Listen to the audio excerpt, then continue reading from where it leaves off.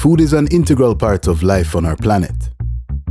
No living organism can survive without it, and human beings are no exception to this rule, which makes food security a matter of great importance for all countries, including Caribbean SIDS. Of course, we have to deal with some of the harshest impacts of global warming, otherwise known as climate change. And one of our major issues is its growing threat to Caribbean food production systems such as fishing and agriculture, which are closely tied not only to our health but to our economies as well. This highlights the need for countries in our region to find more sustainable ways to produce food in the face of climate change, which continues to transform our landscapes, diminish our fresh water supplies, and create more volatile weather patterns. We wanted to learn more, so we sat down with Daphne Ewing-Chow, a strategic communications specialist focused on issues such as food, agriculture, and the environment in the context of sustainable development. And we had a great conversation about the various ways our region is working to address this critical issue. The Barbados Environmental Conservation Trust, for example, they have a future farming program that they've collaborated with ICA on, where they have identified high school students to train them on climate resilient farming methods.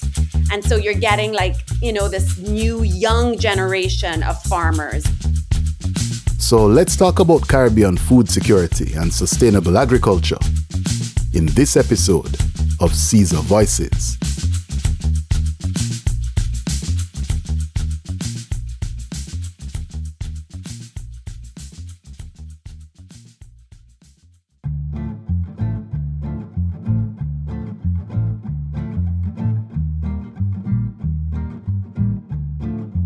As a writer, Daphne Ewing-Chow captures the experiences of people living within striking distance of climate change and chronicles the resilience underlying their efforts to counter its various threats.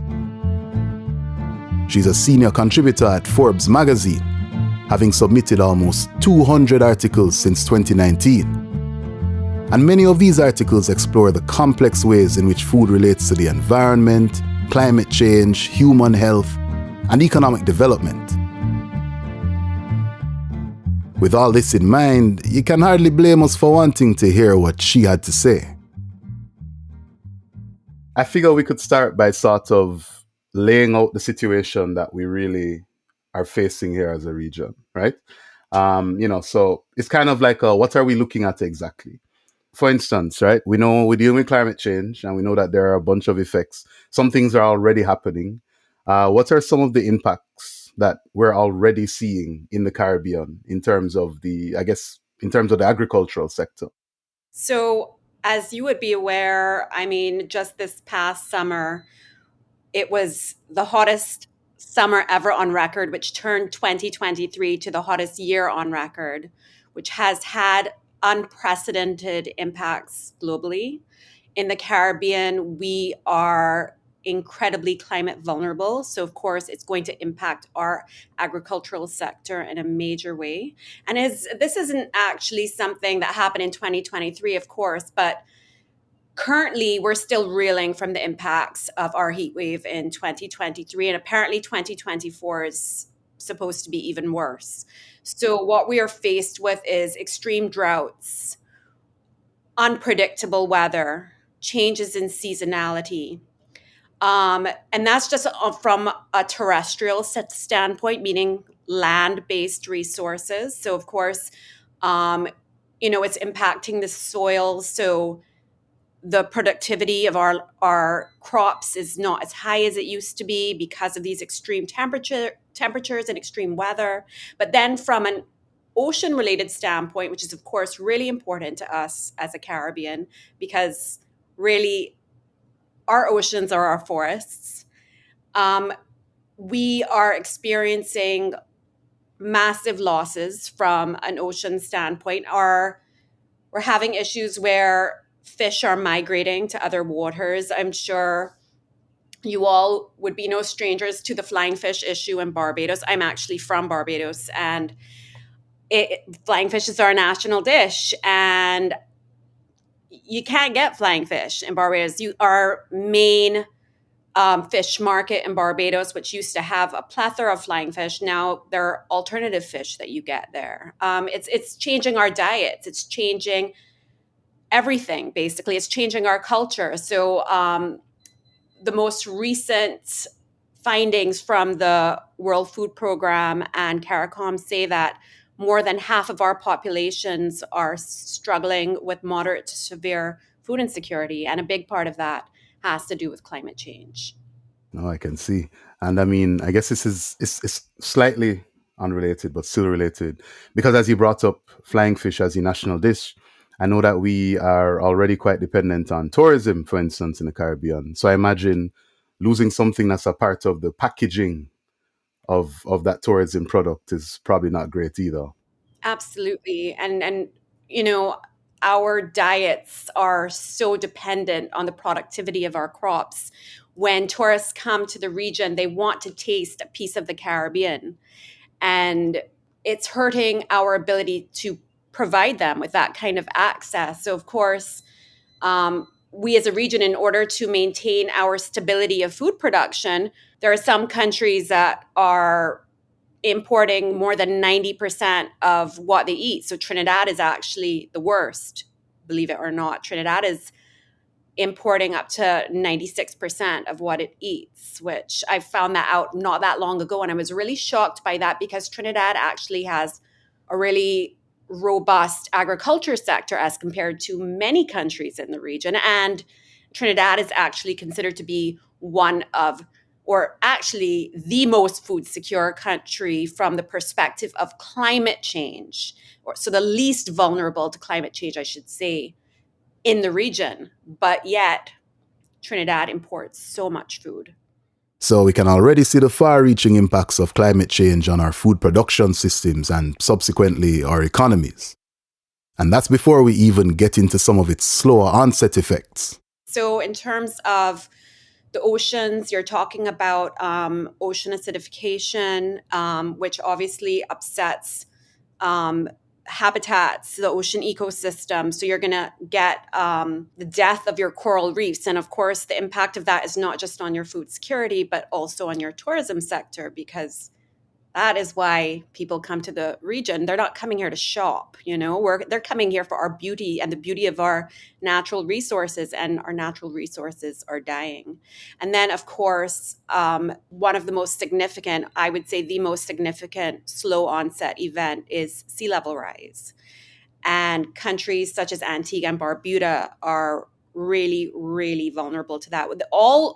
Basically all the small island developing states of the region are highly prone to sea level rise, but it's affecting some more than others. Here in the Cayman Islands, so I'm from Barbados, but I'm based in the Cayman Islands. There are hotels that have completely lost their waterfront. So the Marriott here, it's really affected their business because they do not have a beach anymore. The water literally comes up to the restaurant. You have to go somewhere else to visit a beach if you're staying at the Marriott. So I'm seeing where it's affecting our tourism, it's affecting the food security. I imagine it's affecting our health as well. Actually, some similar ways that it's affecting food security, it's also affecting our health. So you have issues like pests. You're going to get more pests. So the way it affects, obviously, your food security is that it's going to affect your plants. There are obviously going to be more vectors related to your crops. And then, of course, there are vector-related diseases that humans are susceptible to, such as dengue. And that whole spectrum, the Zika and chikungunya and all of those increase when temperatures increase. And that is very much a function of climate change. Then you have heat-related illness. You have issues pertaining to heat that affect our hygiene. For example, the hygiene of our fresh water that we drink, that we swim in, that's affected by heat. And it affects our incomes because our governments have to spend all of this money troubleshooting and for damage control with all of these climate change impacts, and then they don't have the money to put towards infrastructure to protect us from climate change. So it's just like this ongoing cycle of like trying to catch up with the damage control and impacts of climate change while spending our money and then not being able to build our own resilience towards these events. And it's just ongoing. Of course, humans aren't the only animals suffering under the rising heat. I remember we were speaking to somebody the other day. I think it was Kamar Hines. He was a young farmer. And one of the issues, because his whole thing was that he was using his understanding of management to try and mitigate some things he was facing. And one of the things he spoke about was livestock stress.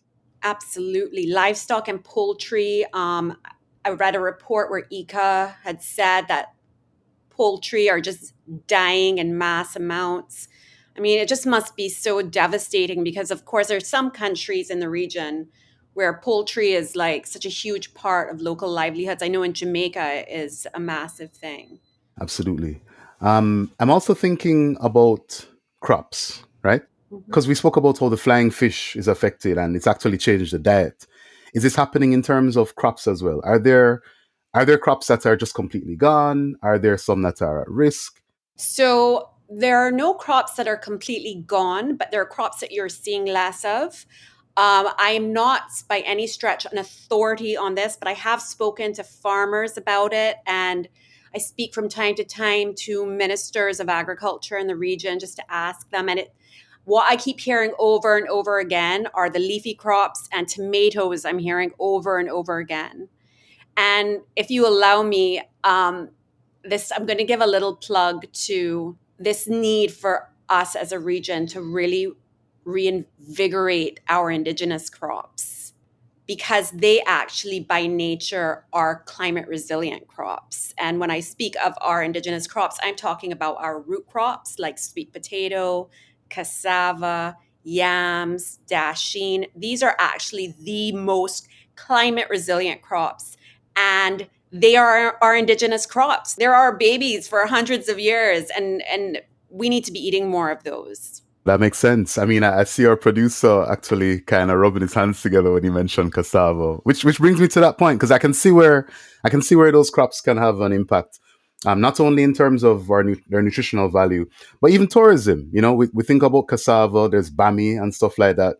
I guess it sort of brings us to the question of like, well, before I get into adaptation, is there anything we can do directly to try and mitigate some of these effects? Absolutely. So I will tell you, we have our supply side and our demand side. And as a region, from a supply perspective, I mean, it's highly commendable. And when it was put into place, it was highly ambitious. But we just heard actually from Roosevelt Skerrit, who is the Prime Minister of Dominica. He's the outgoing chair of CARICOM. They change over every year, and he was the head for this past year. And he said that the region is on target for the 25 by 2025 initiative. And just to let you know what that is, I'm sure the two of you know what that is, but just for the audience who might not know what that is, it's basically the CARICOM region, which is a region of Caribbean countries. One of the initiatives put forward in order to bring down costly imports is this system of import substitution, where we as a region ramp up production of specific crops that can help us to bring down our very hefty food import bill, which is approximating around $6 billion US a year. So actually, one of the areas that was heavily focused on by CARICOM was ramping up production of root crops. But then there are also other types of crops like onions that we were importing heavily from the US, that they had imposed a strategy of import substitution.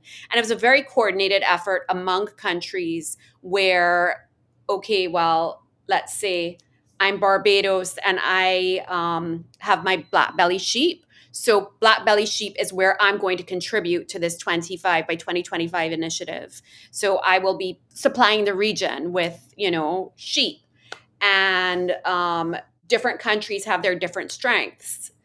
that's how the strategy works. So that initiative has been really successful.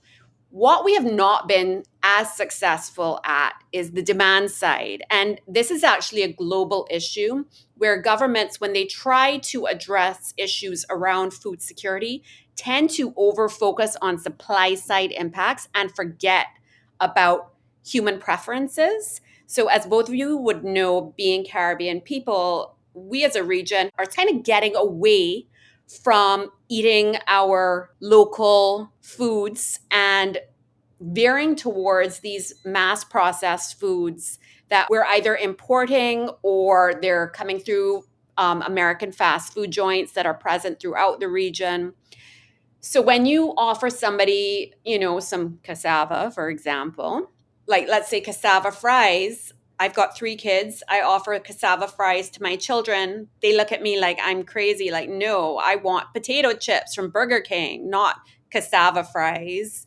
And that is something that needs to be changed in the region is preferences and associations around our indigenous crops because culturally, in my own personal opinion, our indigenous crops are almost seen as inferior, almost like poor man crops.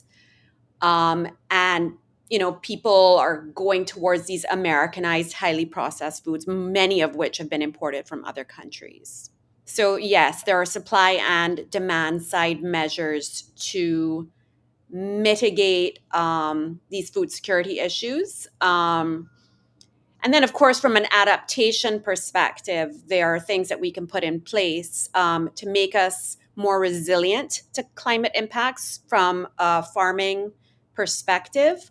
This has been a huge challenge for us as a region. I'm sure you would know, but the majority of climate funding that gets passed on to countries in the Caribbean and in Africa and Asia comes in the form of funding towards climate mitigation and not so much adaptation.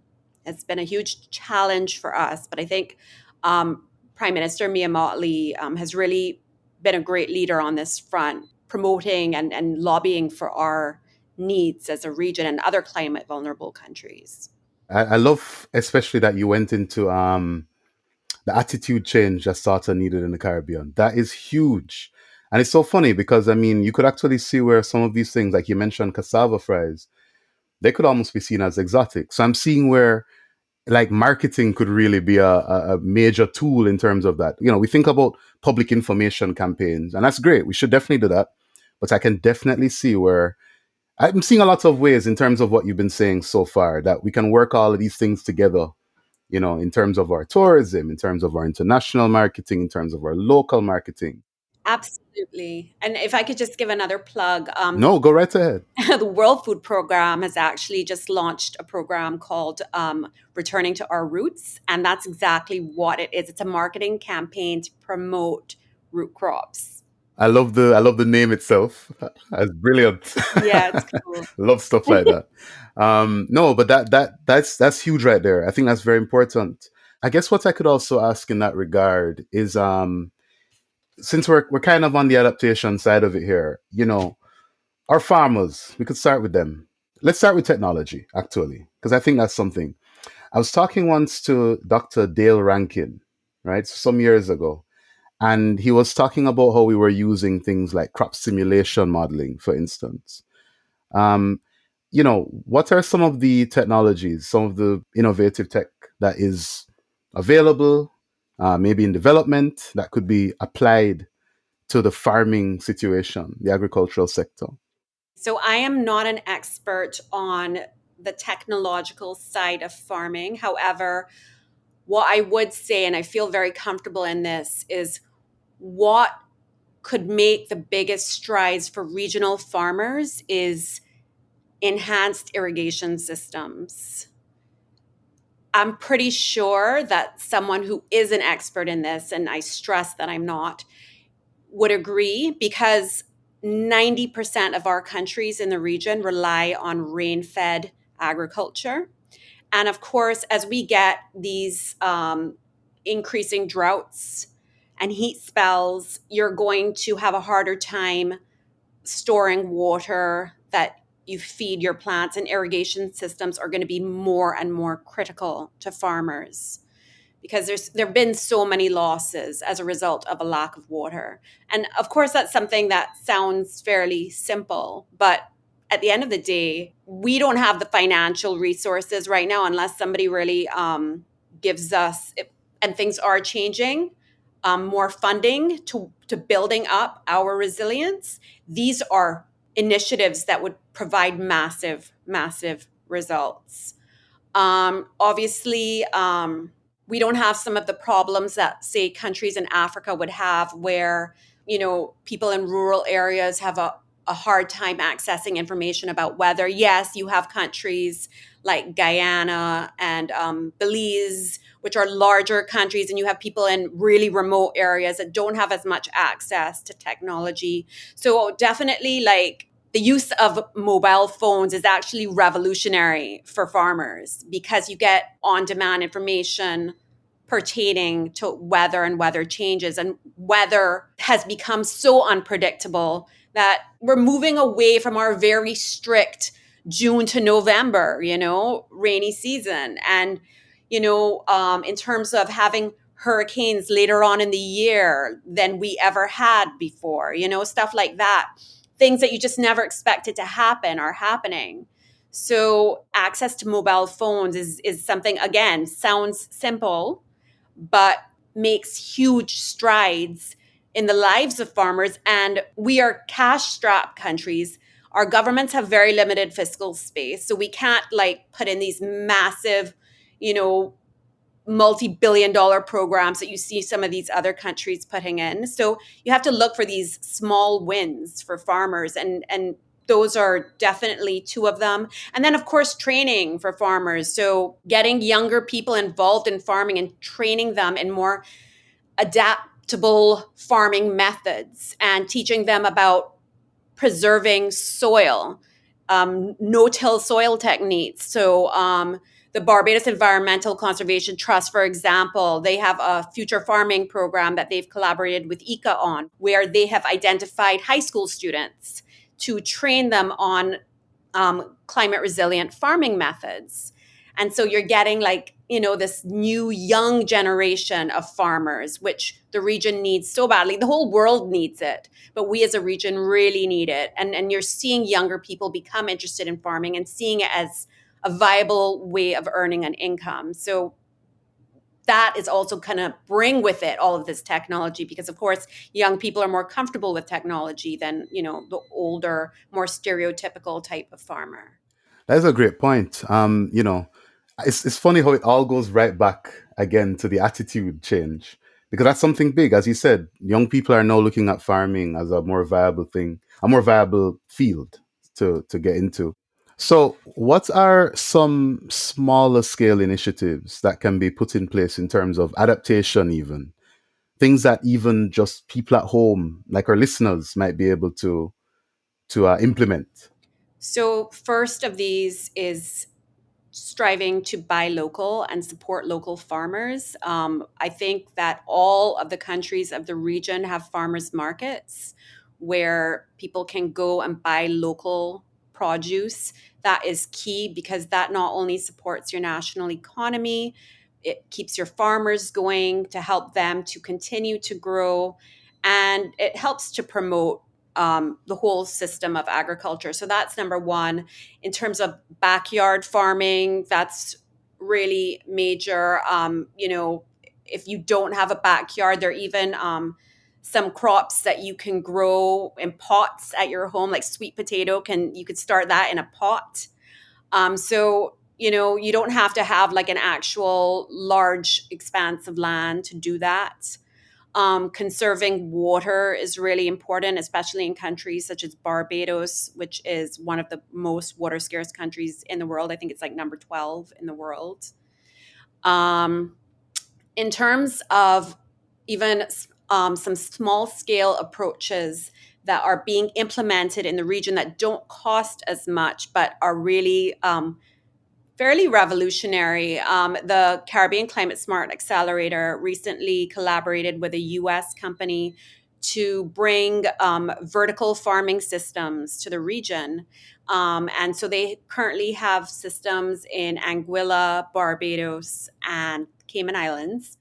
Obviously, they're off the grid, and they grow all kinds of crops, and they're doing them to feed schools. So they're actually linked them to school feeding programs. So it's and they're teaching the young people how to use these vertical farming systems. So that is actually, it's smaller scale. It's not something that, the man on the street could afford, but it's something that is it's implementable at a reasonable budget. Then, of course, you have greenhouses. I'm going to bring something that is quite expensive, but you actually have hurricane category 5 climate smart greenhouses, which are being implemented throughout the region. These are actually quite expensive, but they're being implemented by large retail groups. So I know that there are in Anguilla, in Barbados, in Trinidad, or actually rather in Tobago. I don't know if they're in Trinidad as yet. But last I checked, they're in several islands, and that's huge, of course, because then you don't have the agriculture loss that you would typically have if there was a category 5 or lower hurricane. Okay, no, that's good. And I like that you brought that in because I was wondering a bit about the role of the private sector. Because as you said, there are some expensive things that the man on the street might not do, but the private sector, I mean, they have bigger pockets and they have an interest. This could affect them as well. Yeah, and actually the private sector is being brought into these initiatives more than ever before now globally. As I'm sure you know, at COP28 in Dubai this past November, December, one of the biggest things that were being pushed was getting funds from the private sector to fund this growing loss and damage fund, which is supposed to help countries like the countries of the Caribbean, countries in Africa, countries in Asia meet their adaptation needs that have not been met through traditional adaptation methods.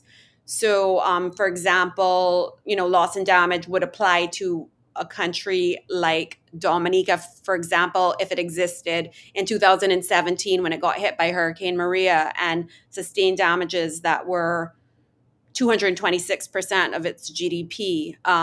This loss and damage fund would definitely go towards an issue like that. And the private sector has been really encouraged to be a part of this. Sectors that contribute to the issue of climate change and are so profitable as industries, such as the travel industry. Those are sectors that are really being brought into these initiatives. And of course, and this now crosses over into the area of greenwashing, but a lot of large organizations that are highly responsible for climate related issues have been playing a major role in adaptation. And I'm not going to say their names, but a lot of them actually put a lot of money behind huge climate events like the COPs. There was a large soda company, which is the largest plastic producer in the world, that funded COP27. It was the primary sponsor of COP27.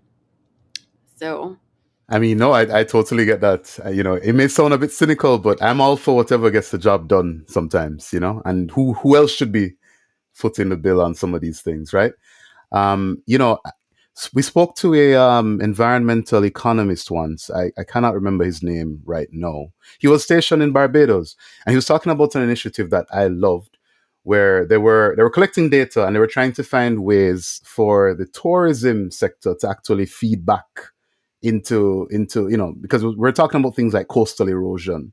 Um, are there ways that the tourism sector could get involved somehow in the adaptation to the food security crisis that we're facing right now? absolutely. And there are some great stories coming out of the hospitality sector in the region. I think some of the coolest examples are actually hotels and restaurants that have farms on their property. So, for example, in Dominica, you have Secret Bay Hotel, which is just, oh my gosh, just the most stunning hotel. And they have this massive farm on their property, and their farm basically feeds their restaurant. And as a result, their menu changes constantly depending on what they have growing. So it's seasonal. If something isn't growing right now, we change it. Or if we picked all the XYZ, then we'll do ABC, and it's amazing. And obviously you need innovative people in the food sector to constantly be thinking of creative ways to use these crops so that they can adapt. And then, of course, there are restaurants in the region. So, for example, in Barbados, Local and Co. restaurant, they also constantly changing their menu for the same reason, because they are basically it's farm to fork approach. So they have a farm, which is actually, this is another cool story, but it's the farm that's connected to this restaurant used to be like a sand quarry, actually. And so, it started off as something which is very destructive to the earth, and now they've turned it into a regenerative farm. So now it's giving back. It's really amazing. So I love that. Also, here in the Cayman Islands, um, there is a restaurant called Tom Foodery, which they're big on the fight against food waste. And something y'all might not know is that actually the Caribbean and Latin America has the largest food waste carbon footprint in the world. So basically, the food waste that we produce in the region produces the most carbon emissions out of any food sector per capita. So this company, Tom Foodery, it's a restaurant, they address this issue. So, for example, I'll give you an example of mangoes. Last year in Cayman, it was just like a bumper mango crop. And they said, just bring us your mangoes. And in exchange, they weren't paying people for them. They were giving people food in exchange. So bring us mangoes and we'll give you a meal. So there were so many mangoes everywhere in the street. Cars were driving over them. People were stepping on them.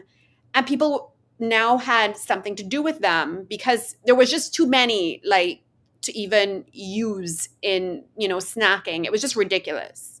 I've never seen so many mangoes. I think the only other country in the Caribbean I've seen like something like this would be St. Lucia, like just ridiculous, where people are just stepping all over the fruit because there's so many in the ground. No, I was surprised to hear about the food waste issue, but not surprised at the same time. I mean, even in my backyard back in Jamaica, that was a big issue. I literally couldn't figure out what to do with most of my mangoes. It's funny though. One thing with the Caribbean, we face a lot of issues, but it's really forced us into a certain kind of corner in many ways where we're quite resourceful. And I'm seeing where that is probably going to play a major role. So, for instance, you speak about like that food waste initiative. Marketing and attitude change is a big thing. I can imagine pulling together wellness tourism with some of those same initiatives you spoke about a while ago. I just love the idea that all of these different fields and sectors and disciplines can really be involved, because you really see cases a lot where people don't necessarily have to be somebody that most persons think of as being directly involved in the solution, like a researcher or something like that. Mm-hmm. Actually, another really cool story was there's this hotel, Palm Heights Hotel in Cayman, where they take the peels from the fruit and they bring them to people's rooms. You get these beautiful big tubs in the bathrooms, and they create a little spa for you in the bathroom using the peels from fruits in your tub. And it's so good for your skin because it's full of vitamin C and other vitamins, and they clean it for you. And it's lovely. No, that's brilliant. That's brilliant. We really just have to use our minds, and we may find that our creativity is probably going to be, a major solution. I completely agree. Absolutely. So I think that exhausts my curiosity, right? But is there anything that you just want to say? Anything that we left out, or anything you just want our listeners to hear? There are two things. One is something that you just touched on, which is our creativity. to me, our creative sector is one of our competitive strengths in the region.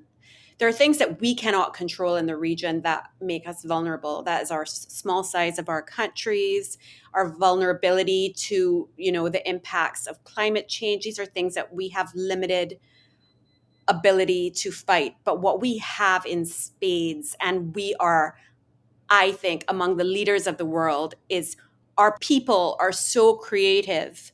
And the best music in the world comes from here, Our creatives need to be a part of the movement. So I was actually talking to, I think, one of the greatest musicians, singers, whatever you want to call him, prophets, whatever, in the world just 2 weeks ago. I had a call with Chronix, and his attitude towards climate change and food security, and oh my gosh, and he's preaching in his lyrics and educating the masses, because you have people right from the grassroots all the way, the leaders listening to these prophets, they're teaching us, and they are a huge tool in our climate adaptation because they are educating everybody, including the people who don't realize they're being educated. That is something that I definitely want to get out there. Another thing is that I think it's really important that we recognize that we also need to help ourselves, because as much as we would want them to, the developing countries are not really going to step in and have our backs the way we want them to. As a region, it often does seem as though we're mostly on our own when it comes to managing the disproportionately severe effects of climate change, which continues to threaten our very existence. And it hardly seems fair, considering our relatively minor contribution to the rise in global temperatures. It can be especially challenging to withstand the harmful effects of the rising heat, thanks to our somewhat limited economic power. Yet we continue to survive against the odds, because what we do have are the resilience and ingenuity of our people. And if we can continue to work together to leverage these qualities towards the development of innovative solutions, maybe we can work our way out of this on our own. Anyway, that's all we have for you on this episode of CESaRE Voices. We'd like to thank Daphne for taking the time to share her insights with us. We'd also like to thank our funded partner, the Barbados Environmental Conservation Trust, or BECT, which aims to help Barbados reach its national development goals by supporting local initiatives aimed at environmental sustainability. Of course, we'd also like to thank our listeners for tuning in to the CESaRE Voices podcast. If you like what you've been hearing so far, please feel free to give us a rating wherever you're listening. We'd also like to remind you that you can visit our website, CESARjournal.org/donations, to lend your financial support.